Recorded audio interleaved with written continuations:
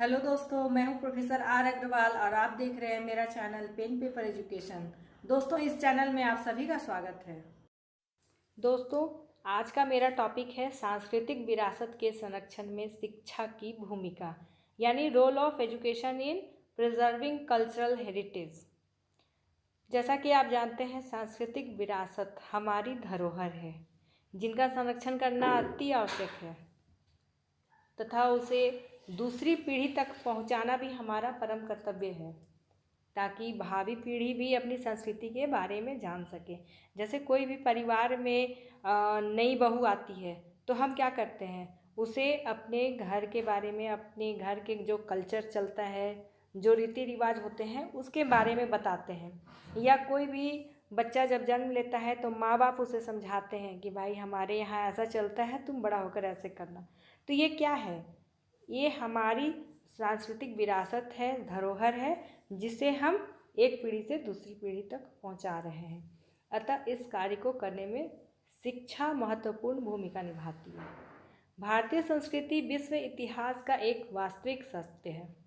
सिंधु घाटी सभ्यता भी विश्व संस्कृति का एक गौरवशाली अध्ययन है। तो इसी इसी परिप्रेक्ष्य में हम संस्कृति की अर्थ एवं परिभाषा भी देखेंगे। संस्कृति शब्द की उत्पत्ति कहाँ से हुई है? लैटिन भाषा के कल्चरा से हुई है। इसका अर्थ होता है कर्षण, खेती, जुताई या शिक्षण द्वारा सुधार, संस्कृति, शिष्टता इत्यादि। दूसरे शब्द में संस्कृति शब्द क धातु में सम, उपसर्ग और अक्तिन प्रत्यय से भी मिलकर बना है।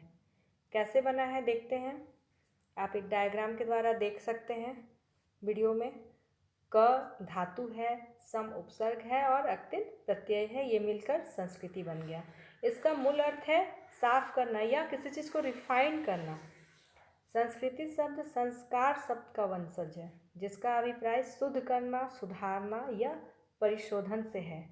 परिशोधन यानी कि रिफाइन से है, रिफाइन करना। संस्कार शब्द मानव निर्मित व्यवहार की वे विधियां हैं जिनके प्रति मानव समाज में जागरूकता होती है। यानी अगर बच्चे को अच्छा संस्कार दिया जाए तो उसका जो व्यवहार है, उसके जो क्रियाकलाप है, वो इतने अच्छे होंगे, इतने संस्कारी होंगे, जो मानव कल्याण के लिए, समाज के लिए फ़ायदेमंद होगा। तो इससे क्या होगा, समाज में जागरूकता फैलेगी। तो अब हम संस्कृति की परिभाषा देख लेते हैं। संस्कृति की परिभाषा टॉयलर ने दी है अपने शब्दों में। उनके अनुसार संस्कृति वह जटिल शब्द है जिसमें ज्ञान, विश्वास, कला, नैतिकता, नियम, रिवाज और समाज के सदस्य के रूप में मनुष्य द्वारा अर्जित की जाने वाली अन्य योग्यताएं सम्मिलित रहती हैं। तो जैसे जिस प्रोफेसर ने या जिस शिक्षा शास्त्री ने जैसी परिभाषा दी होती है दोस्तों, आप सेम टू सेम उसी तरह से लिखेंगे, क्योंकि ये कोटेशन होता है, ये उनके द्वारा कही गई बातें होती हैं, तो सेम टू सेम वो आपको लिखना होता है। दूसरा, हॉवेल ने भी कुछ परिभाषा दी है। जैसे उनके अनुसार संस्कृति सीखे हुए व्यवहार प्रतिमानों का कुल योग है। यानी जो भी हम सीखते हैं व्यवहार में, जो भी हम अपने बिहेवियर में सीखते हैं, वो प्रतिमानों का उसका कुल योग है, जो किसी समाज के सदस्यों की विशेषता है, जो प्राणी शास्त्रीय विरासत का परिणाम नहीं है। हॉवेल की इस परिभाषा से स्पष्ट है कि संस्कृति सीखी जाती है, अतः यह एक पीढ़ी द्वारा दूसरी पीढ़ी को हस्तांतरित की जाती है। तो उपर्युक्त परिभाषाओं की व्याख्या से स्पष्ट है कि संस्कृति की कोई भी एक परिभाषा सर्वमान्य नहीं है। संस्कृति शब्द इतना जटिल एवं विस्तृत है कि उसकी सर्वमान्य परिभाषा देना कठिन कार्य है। वास्तव में एक समाज विशेष के संपूर्ण व्यवहार, प्रतिमानों अथवा समग्र जीवन विधि को ही संस्कृति के नाम से पुकारा जा सकता है। तो आगे हम देखेंगे कि संस्कृति की विशेषताएं क्या है या उसके कैरेक्टर क्या है। पहला हम देंगे, संस्कृति मानव निर्मित है। दूसरा, संस्कृति सीखी जाती है, अर्थात संस्कृति मनुष्यों द्वारा बनाई गई चीज़ है। यह कोई जन्म जन्मांतर से बनी हुई चीज़ें नहीं हैं या प्रकृति प्रदत्त नहीं है, बल्कि मानव निर्मित है। दूसरा है कि संस्कृति सीखी जाती है, अर्थात हम एक पीढ़ी से दूसरी पीढ़ी, दूसरी पीढ़ी से तीसरी पीढ़ी, इस तरह से हम अपनी संस्कृति को पहुंचाते हैं, तो वो बच्चों द्वारा सीखी जाती है और फिर हस्तांतरित की जाती है। तो ये अगला पॉइंट भी दे देंगे हम कि संस्कृति हस्तांतरित की जाती है। आगे पॉइंट देंगे, प्रत्येक समाज की एक विशिष्ट संस्कृति होती है।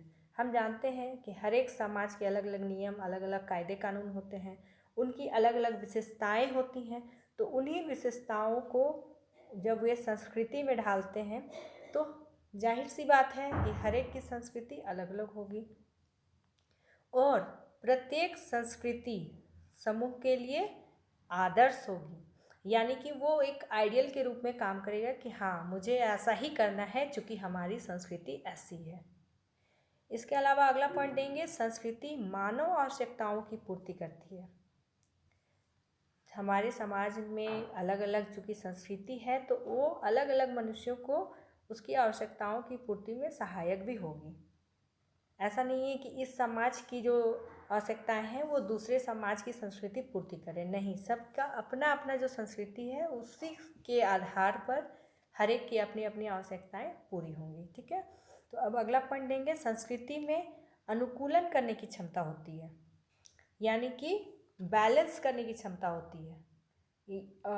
मान लिया किसी को कोई संस्कृति बहुत भारी पड़ रहा है, किसी का जन्म मृत्यु का प्रश्न उभर कर आ गया, तो वो उस मतलब संस्कृति को थोड़ा सा चेंज कर सकता है, थोड़ा सा उसमें बदलाव करके अपनी सुविधा अनुसार यूजफुल कर सकता है। तो बैलेंस करना इस संस्कृति की विशेषता है। अगला पॉइंट देंगे, संस्कृति मानव व्यक्तित्व के निर्माण में सहायक होती है। चूँकि हमारे पूर्वज हम जानते हैं काफ़ी सभ्य थे, काफ़ी संस्कारवान थे, और वो जब अपनी विरासत, अपनी संस्कृति को अपनी भावी पीढ़ी में जब ट्रांसफ़र कर रहे हैं तो उस भावी पीढ़ी के व्यक्तित्व में, उसकी पर्सनालिटी में डेवलपमेंट लाएगा, अच्छा चीज़ उसमें जाएगा। अगर संस्कृति ही हमारी गलत होगी तो जो भावी पीढ़ी है उस पर भी वही गलत संस्कृति ट्रांसफ़र होगी। लेकिन अगर संस्कृति अच्छी है, सही है, यूजफुल है, तो हमारे मनुष्य के व्यक्तित्व के निर्माण में वो बिल्कुल सहायक होगी। तो इसी आधार पे हमने संस्कृति तो देख लिया, लेकिन प्रश्न के हिसाब से क्या है, सांस्कृतिक विरासत की बात की गई है, तो अब हमें विरासत के बारे में भी जान लेना आवश्यक है। विरासत का तात्पर्य वंश परंपरा से प्राप्त आदतों एवं व्यवहारों के हस्तांतरण से है। यानी हमारे वंश में, मतलब जिस वंश में हम जन्म लिए हैं, उस वंश में कैसी आदतें चल रही हैं, वहाँ के व्यवहार कैसे हैं, उसके हस्तांतरण से तात्पर्य है। यह एक पीढ़ी से दूसरी पीढ़ी को प्राप्त होता है और जन्म लेते ही बालक को प्राप्त हो जाता है। अर्थात जब हम जन्म लेता है कोई बालक तो उसे विरासत में उसके घर के संस्कार, उसकी आदतें और उसकी जो प्रॉपर्टी भी हम कह सकते हैं वो मिलता है। क्या आप जानते हैं कि प्रत्येक बालक का जन्म दोहरी विरासत के साथ होता है? हाँ, प्रत्येक बालक का जन्म दोहरी विरासत के साथ होता है। पहला जैविक यानी बायोलॉजिकल, और दूसरा सांस्कृतिक यानी कल्चरल। तो जैविक कैसे होता है, चलिए वो जानते हैं। जैविक विरासत में बालक को शारीरिक विशेषताएं प्राप्त होती हैं, मानसिक क्षमता और उसकी आधारभूत आवश्यकता प्राप्त होती है, जबकि सांस्कृतिक विरासत में उसे समाज से प्राप्त होती है, जिसमें उसका जन्म और पालन पोषण होता है। बालक की शिक्षा में सांस्कृतिक विरासत का उतना ही महत्वपूर्ण स्थान है जितना कि जैविक विरासत। इस प्रकार सांस्कृतिक विरासत के भी दो भाग हैं। कौन सा भाग है? पहला है भौतिक सांस्कृतिक विरासत और दूसरा है अभौतिक सांस्कृतिक विरासत। तो जानते हैं कि भौतिक सांस्कृतिक विरासत क्या है। इसके अंतर्गत वे सभी वस्तुएं आती हैं जिनका स्वरूप मूर्त है और जिसका निर्माण मनुष्य ने किया है, यानी प्रकृति ने नहीं किया है बल्कि मनुष्य ने किया है। जैसे ताजमहल, नालंदा विश्वविद्यालय कह सकते हैं। तो ये क्या है? मकान बनाने की एक कला है। उसके अलावा सड़कों के निर्माण की भी कला, ये सारी क्या है? भौतिक सांस्कृतिक विरासत है, जो कि एक समय में बना और आज भी वो हमारे विरासत के रूप में हमारे पास मौजूद है। अब दूसरा हम देखेंगे अभौतिक सांस्कृतिक विरासत क्या है।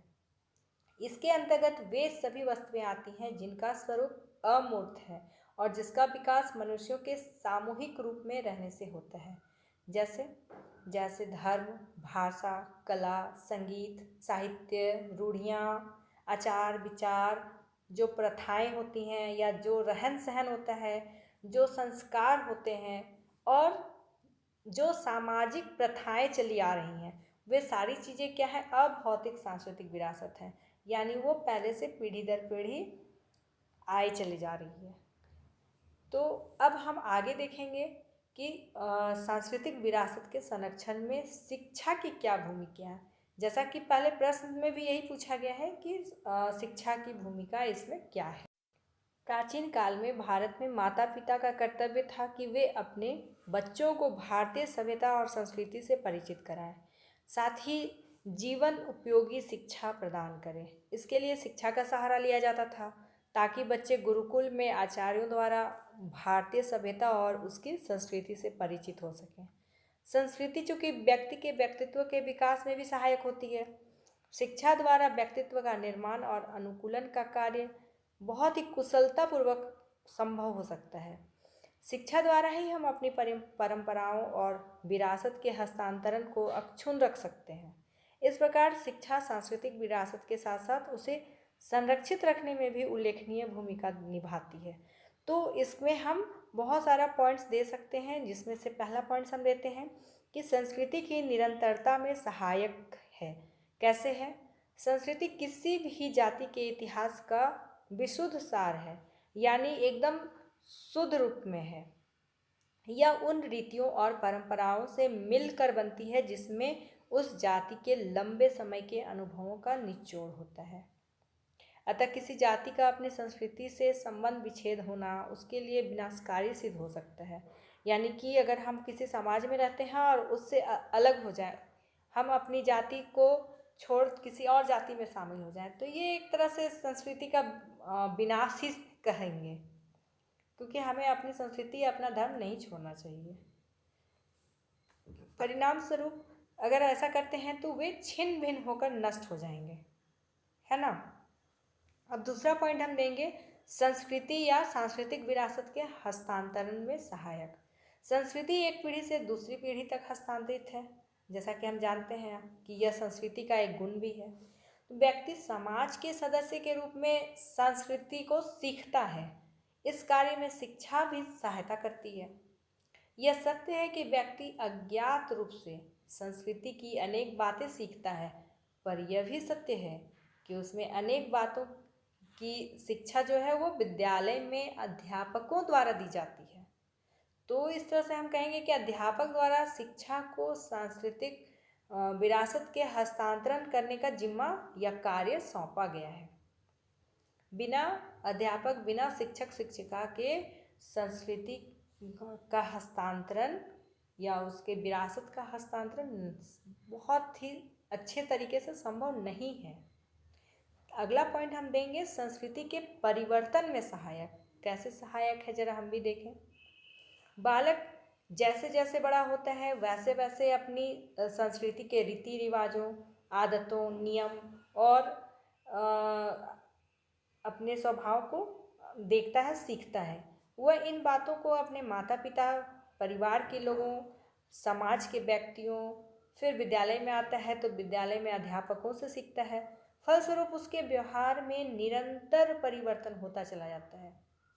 पहले जो परिवार से सीखता है वो अपनाता है, फिर समाज में जो आता है तो समाज के लोगों द्वारा बहुत कुछ सीखने को मिलता है, और जब वो स्कूल जाता है, विद्यालय जाता है, तो वहाँ भी उसे बहुत कुछ सीखने को, अच्छा बुरा सब कुछ मिलता है।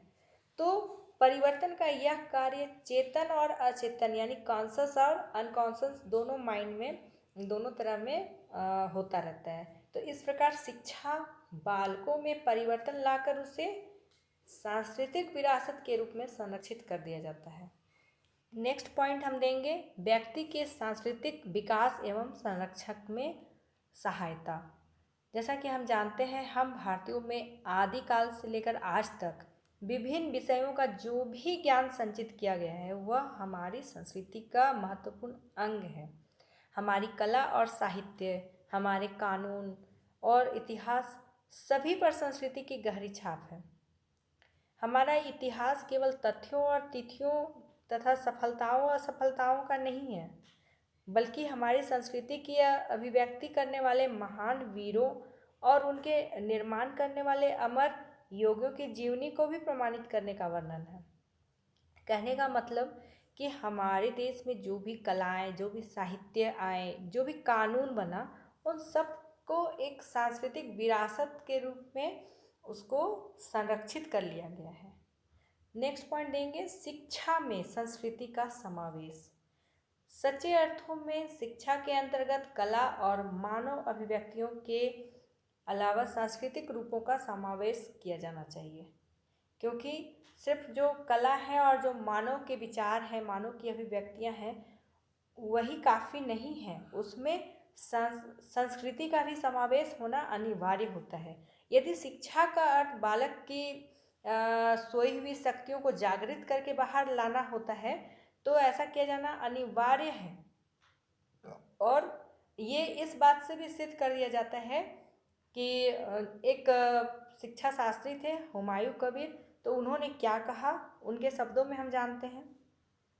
यही कारण है कि आजकल यह बात सामान्य रूप से स्वीकार की जाती है कि कला प्रसाधन या सजावट की कोई वस्तु नहीं है, वरन बालकों के शैक्षिक विकास के लिए आवश्यक तत्व है। यानी कि शिक्षा जो है वो हमारे देश की संस्कृति, हमारी सभ्यता और हमारी जो विरासत है उसको पुरानी पीढ़ी से भावी पीढ़ी तक लाने का, उसको विकास करने का और उसको संरक्षित करने का एक बहुत ही कारगर साधन है। ठीक है, तो हम कह सकते हैं कि शिक्षा की भूमिका बहुत ही महत्वपूर्ण है सांस्कृतिक विरासत के क्षेत्र में। तो दोस्तों, अगर वीडियो पसंद आया तो इसे लाइक एंड शेयर ज़रूर कीजिए, और जो हमारे चैनल में नए आए हैं वो प्लीज़ सब्सक्राइब कीजिए। वीडियो कैसा लगा यह कमेंट्स में लिखकर ज़रूर बताएं। धन्यवाद।